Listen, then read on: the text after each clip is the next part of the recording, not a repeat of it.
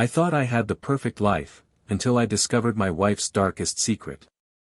What started as a gut feeling spiraled into betrayal, revenge, and a chance to rebuild everything I thought I'd lost.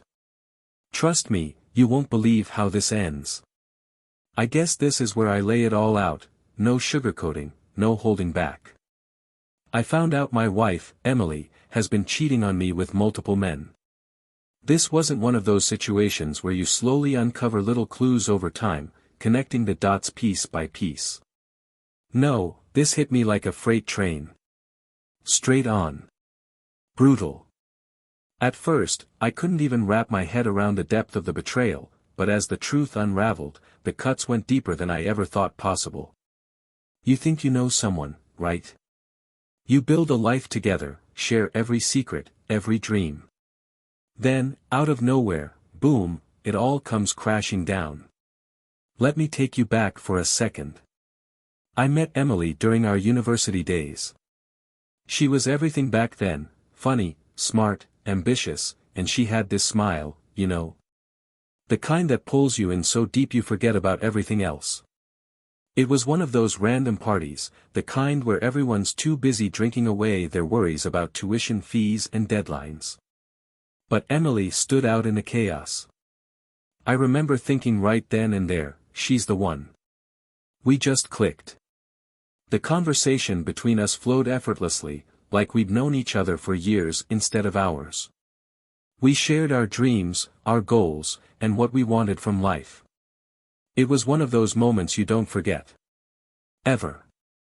Fast forward a few years, we got married. It wasn't anything extravagant, just a small ceremony with close family and friends. I never cared for big, flashy weddings, and Emily seemed to feel the same way. At least that's what I thought back then.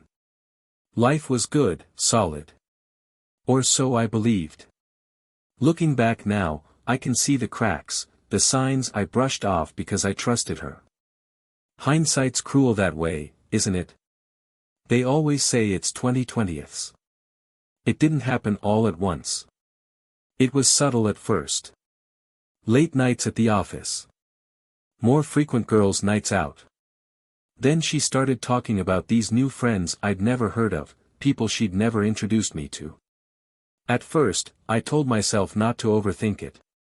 Emily's job as a project manager demanded a lot of her, and she's always been driven, so I figured it was just work stress or her needing to blow off steam. But then something shifted. She started coming home drunk, a lot.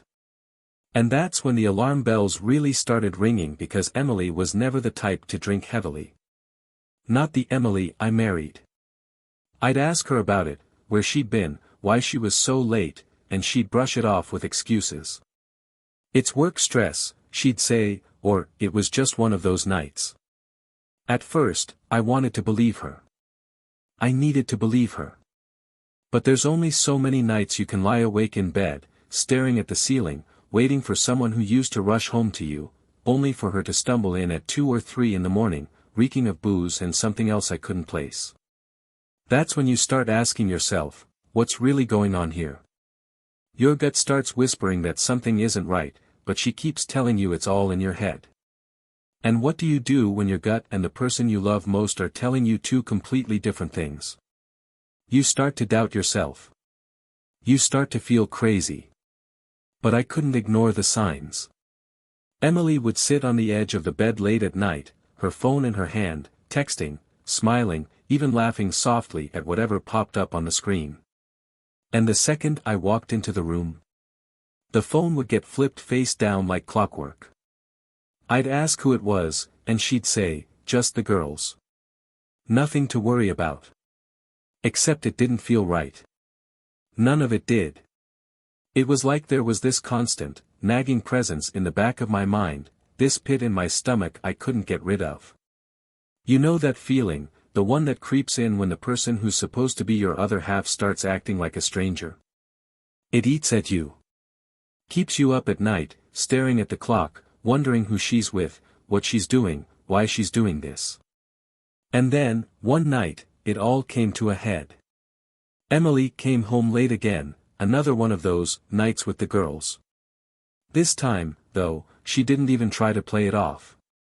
She barely made it through the front door before passing out on the couch, still in her heels, her phone clutched in her hand. I'd had enough. I'm not proud of what I did next. I'll own that.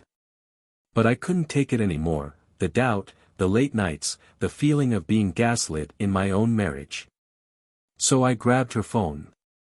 The one she never let me touch. Anytime I asked about it, she'd wave me off with an excuse, something about work, confidential projects, or how I wouldn't understand. But here's the thing, I'd figured out her passcode weeks before. I hadn't touched the phone until now, though. Maybe I didn't want to face what I already knew deep down.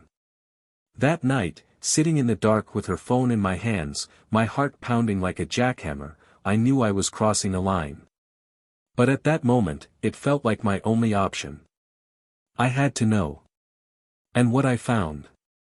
Well, that's the part that shattered me into pieces. I didn't care anymore, I needed answers.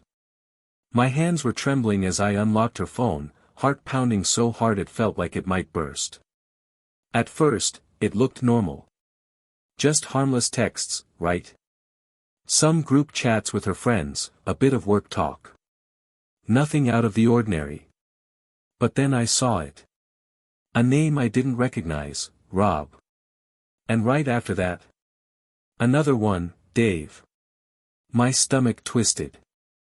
Maybe coworkers, I told myself. Maybe friends I just hadn't heard about. I wanted to believe that.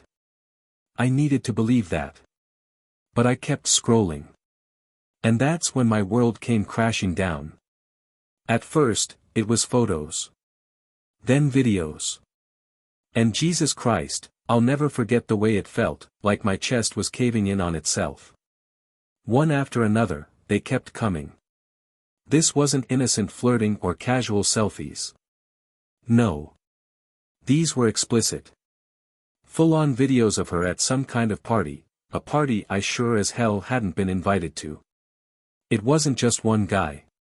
There were multiple. Group parties. Group parties. My wife, Emily, the woman I thought I knew inside and out, doing things I never imagined she'd be into. Things I didn't think were even part of her world. Every new image was like another stab in the gut. I couldn't breathe. I couldn't think. My mind was spinning, screaming at me to stop looking, but I couldn't. I couldn't tear my eyes away because I needed to know just how deep this betrayal went. By the time I put the phone down, I was shaking so violently I thought I might throw up. I looked over at her. Emily was passed out on the couch like nothing was wrong, like she hadn't just shattered my entire reality into pieces. Meanwhile, I sat there in the dark, the weight of everything I'd just seen pressing down on me like a ton of bricks. How did we get here? Was it me? Had I done this to us? Did I push her into this? Was I so blind, so clueless, that I missed all the signs? Or, God, I didn't even want to think it, had she always been like this? Had I just convinced myself she was someone she wasn't because I wanted to believe in the life we built? The thing is, once you see something like that, you can't unsee it. It's burned into your mind forever. It changes everything. And the anger, oh, it starts small. A slow, burning ember in your chest. But it grows. Before long, it's consuming you, taking over every thought, every ounce of self-control. I wanted to wake her up. I wanted to scream. To break something. To throw her phone across the room and demand to know what the hell was wrong with her. But I didn't. Not yet. I wasn't ready for that fight, not yet. Instead, I just sat there in the dark, staring at the ceiling as my entire life disintegrated in front of me. I spent the rest of that night trying to figure out what the hell I was going to do next. People always say revenge isn't worth it, that it won't make you feel better in the end. Well, those people are full of it. After discovering what Emily had been doing behind my back, the only thing that kept me from losing my mind was the thought of getting even. It couldn't just be a clean break. No simple, "I'm leaving you," or dramatic exposure. That wasn't enough. No, I wanted her to feel it. I wanted her to experience that same gut-wrenching, soul-crushing agony. That twisting in your stomach when you realize the person you trusted most has been lying to you all along. And that's when Catherine came to mind. Yeah, Catherine. Emily's mom. Let's just say Catherine had aged like fine wine. She was elegant, sharp, and still had that magnetic presence that drew people in. Emily had mentioned once, almost in passing, that her parents' marriage wasn't what it seemed. Apparently, they'd been going through the motions for years, holding on for the sake of appearances. No real love left. That stuck with me. Perfect. I knew I had to play this carefully. This wasn't something I could rush. Catherine wasn't naive. She was a woman who'd seen her share of life, weathered her own battles. If I came on too strong or played my hand too soon, she'd see right through me. No, I needed to take my time, play the long game, and make this believable. So I started positioning myself as the supportive, caring son-in-law. The perfect act. I couldn't let Emily suspect a thing while I set my plan in motion. Family dinners became my stage, just casual, innocent moments where I'd offer to help with the little things Catherine needed. Fixing a loose cabinet hinge, carrying groceries, small gestures that made me look thoughtful and reliable. Occasionally, I'd suggest grabbing a coffee, just the two of us. It was always framed as a chance to catch up, me leaning into my role as the heartbroken husband, while pretending to confide in her. And, of course, I played my part to perfection. I dropped subtle hints here and there about how tough things had been with Emily. How I felt disconnected from her lately, how distant she'd become. I didn't overplay it, just enough to make Catherine see me as someone vulnerable, someone who needed understanding. I let her believe she was helping me, being the comforting mother figure. Little by little, the pieces were falling into place. I'd play the part perfectly, confused, heartbroken, the husband who couldn't understand why his marriage was falling apart. And Catherine? Being the nurturing, empathetic type, she ate it up. She started opening up to me, too, about her own issues with Emily's dad. How their marriage felt more like an obligation than a partnership. How she felt lonely, unappreciated, invisible. It was like clockwork. The more she opened up, the closer we got. Then came the perfect moment. One evening, after months of carefully laying the groundwork, I suggested we have dinner together. Just the two of us. Nothing unusual, right? After all, Catherine had been my confidant for weeks now, someone I trusted, someone who understood me. I played up my gratitude, made her feel like she was my lifeline. We went to a quiet, upscale place, somewhere intimate, somewhere with just enough candlelight to set the mood. I could tell she was flattered. She wore it on her face, that mix of surprise and a touch of excitement. I played it cool, kept the conversation light at first, small talk, laughter, nothing heavy. But as the wine flowed, things started to shift. Catherine began venting about her marriage, about how trapped she felt. How she missed being wanted. How she hadn't felt desired in years. That was my opening. I leaned in just slightly, lowered my voice, and brushed my hand against hers, barely, like it might have been an accident. But it wasn't. And she didn't pull away. In fact, she leaned in closer, almost instinctively. Her eyes, God, I'll never forget the look in her eyes, caught between uncertainty and longing. It was all too easy. We lingered over another bottle of wine, our conversation growing softer, more intimate. Each touch, every shared glance, every little laugh was deliberate. All part of the plan. In the back of my mind, I felt it, that twisted satisfaction building with every move I made. Did Catherine even realize what was happening? Maybe. Maybe she wanted it just as much as I did. Either way, by the end of the night, I got exactly what I wanted. We ended up in her bed. I'll spare the details, but let's just say revenge can feel pretty good when you're angry enough. The next morning, Catherine acted as if the weight of what had happened had suddenly hit her, like it was some forbidden, irreversible mistake. She called it a secret, as if it wasn't part of the plan all along. She stumbled through her excuses, avoiding my gaze while I sat there, watching her. But I didn't care about Catherine's guilt. My focus was still on Emily. A few days later, Emily was back to her routine, laughing at her phone, probably texting one of her friends from those disgusting parties. That same sick feeling crept up in my chest, but this time, I was ready. I waited for her to notice me watching, and when she did, she rolled her eyes like she always did, as if I were the one acting crazy. I leaned back in my chair, kept my voice calm, too calm, and said, "I slept with your mother, you know." And there it was, that moment when someone's entire world shatters right in front of you. Her face went pale. Her mouth fell open slightly, like she couldn't decide whether to speak or scream. And in that single moment, I felt it, justice, satisfaction, whatever you want to call it. Because for the first time, she felt what I'd been feeling. That gut-wrenching twist. That disbelief.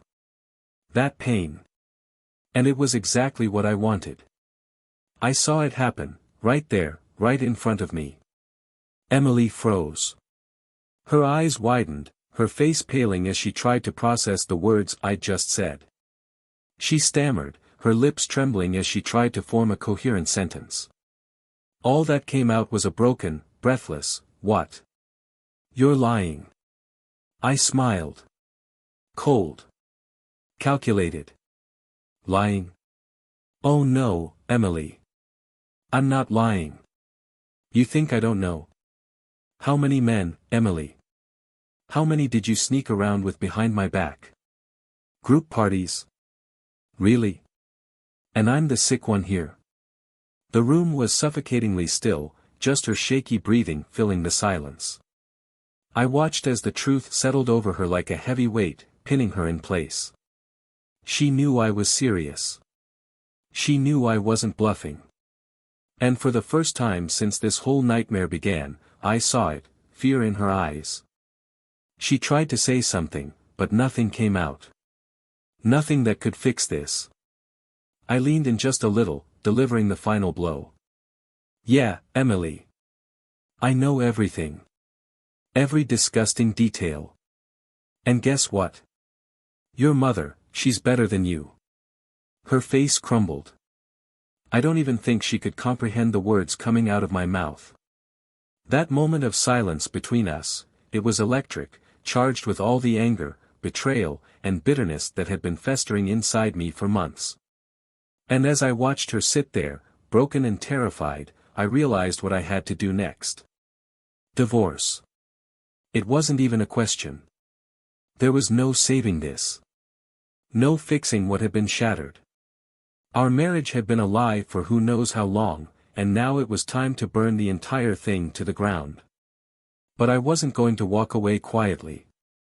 I had evidence, solid, undeniable evidence. Every video. Every message. Every twisted detail of the double life she'd been living behind my back. I was going to use every last bit of it to make sure she never forgot what she did to me. The first step was getting a lawyer. I wasn't just divorcing her, I was dismantling her entire world. So I made the call.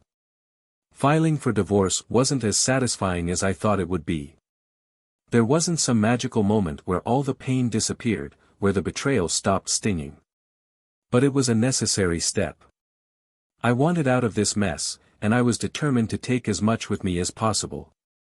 My lawyer and I began piecing it all together, every bit of evidence, every video, every text, every receipt that exposed the life Emily had been hiding. It wasn't about petty revenge anymore. No, this was about destruction. I wanted her to know what it felt like to have everything torn away. And I wasn't stopping until I had it all. I wanted her humiliated. I wanted her to lose everything she thought she could hide behind, her image, her dignity, her reputation. She didn't just make mistakes. No, those were choices, conscious, deliberate choices she made over and over again. When the court proceedings began, the tension in that room was so thick it felt like you could cut it with a knife.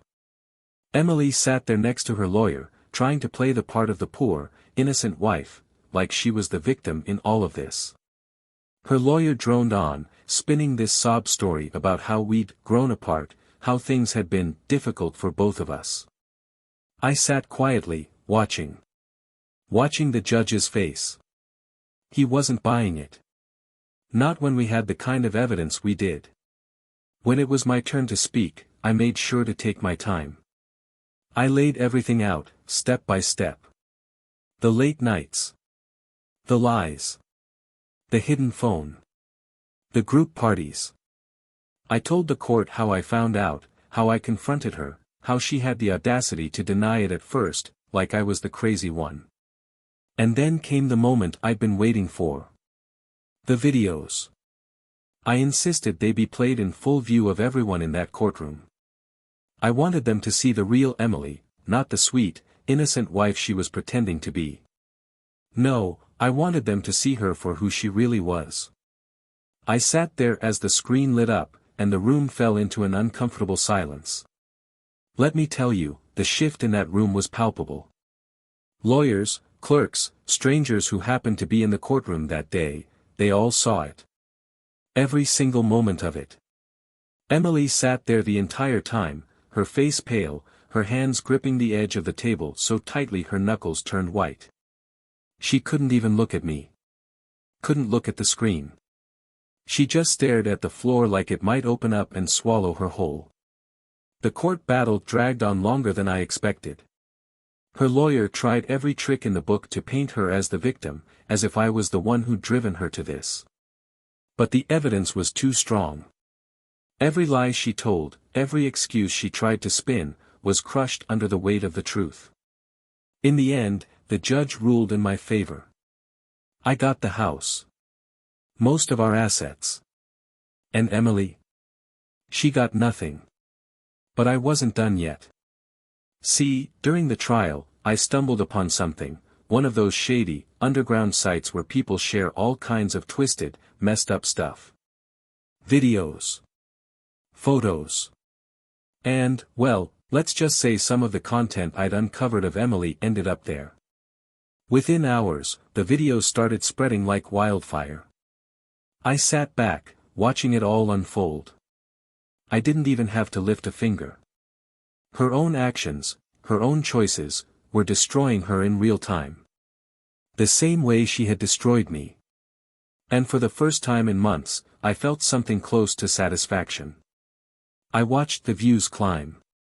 I saw the comments pour in, and with every passing second, I felt this strange sense of satisfaction wash over me. Emily had no idea what was coming, no clue that her dirty little secret was now out there for the entire world to see. And that was exactly what I wanted. The fallout hit her like a wrecking ball. First, it was her job. Whatever professional reputation she thought she had crumbled overnight. Then, one by one, her so-called friends from those disgusting parties turned their backs on her. Even the people she thought would stand by her didn't want anything to do with her anymore. And you know what? I didn't feel bad, not even a little. She had it coming. All of it. That night, after watching everything unravel, I slept better than I had in months. For the first time in a long time, I felt something close to peace. There was something almost serene about knowing that she had finally gotten what she deserved. I didn't care if it made me a bad person. I didn't care if people would say I'd gone too far. At that point, I'd stopped caring about a lot of things. All I cared about was making sure she paid. Still, the anger didn't just disappear overnight. It was like this energy inside me, coiled tight and ready to snap. I needed an outlet, something to burn it off, something to keep me from losing my mind. So I started going to the gym. Every morning, I'd hit the treadmill like I was trying to outrun my own thoughts. At first, it was just about survival. Just getting through the day without feeling like I was going to explode. But slowly, something shifted. I started to enjoy it. I pushed myself harder, lifting heavier, running further, faster. It wasn't just exercise anymore, it was control. Control over my body, my mind, my life. For the first time in a long time, I felt stronger. Physically, mentally, like I was finally rebuilding myself after everything she'd broken. And you know what? It felt good.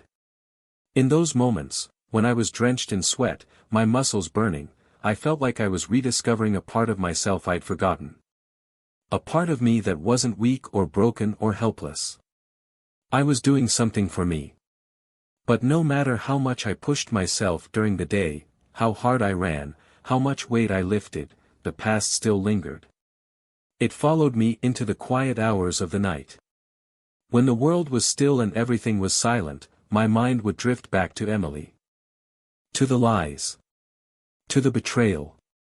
To the way everything I thought I knew about her had shattered into a million pieces. Those were the hardest moments. The ones when I couldn't distract myself, couldn't run, couldn't lift anything to make it go away. It was just me and the memories. And no matter how far I'd come, they still haunted me.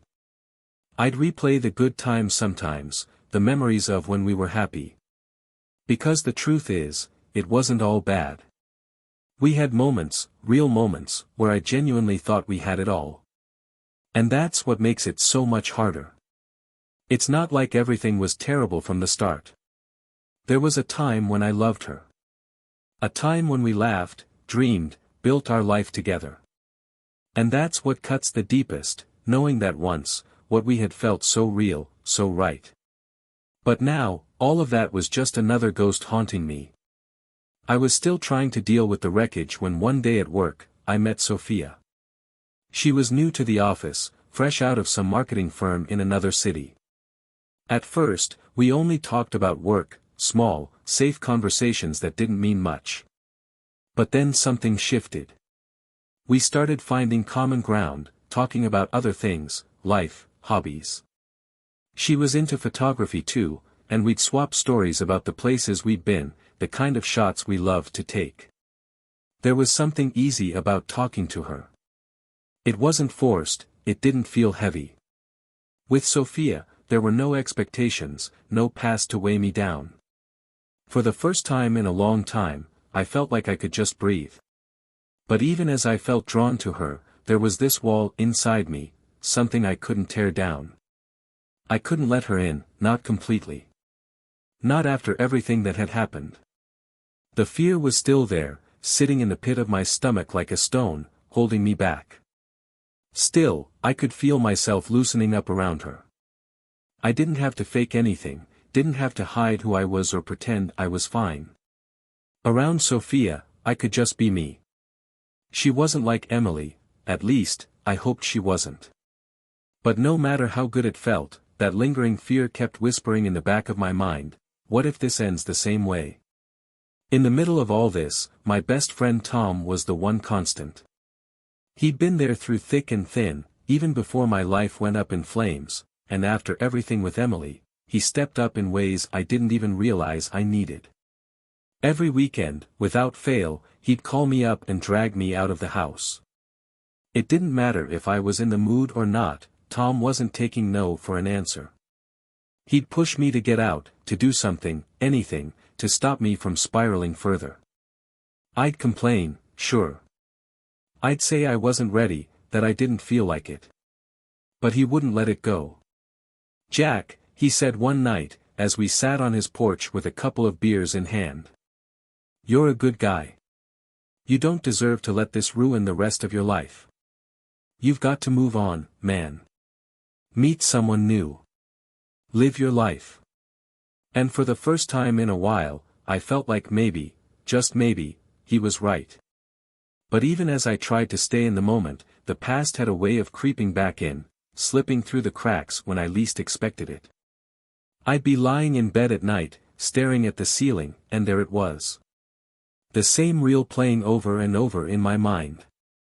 I'd remember Emily's laugh, how it used to light up a room, how it used to light me up. I'd think about the way she'd look at me when we were still happy, when I still believed we were building a life together. The little moments, the plans we made, the dreams we shared. But just when it felt like I was holding on to something good, the memory would twist. The laugh would fade into silence.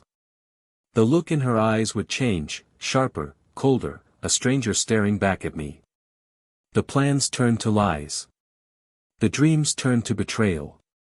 It was like watching a beautiful painting catch fire, the colors warping and turning to ash until there was nothing left. And I hated it. I hated that these memories still had so much power over me, that they could haunt me in the quiet moments when I thought I was finally starting to move on. I hated that she still lived in my head, like some ghost I couldn't shake no matter how much I wanted to. But letting Sophia in, letting anyone in, meant more than just moving forward. It meant confronting parts of myself I'd buried deep down. The parts of me that were still angry, still broken, still unsure if I could ever really trust again. I wasn't sure I was ready for that. I was finally ready to face everything, the anger, the hurt, and the deep-rooted fear that maybe I'd never be capable of loving or being loved again. Emily's betrayal had left its mark on me, a part of me convinced that I was broken beyond repair. But I couldn't keep living in that space, letting her actions define who I was.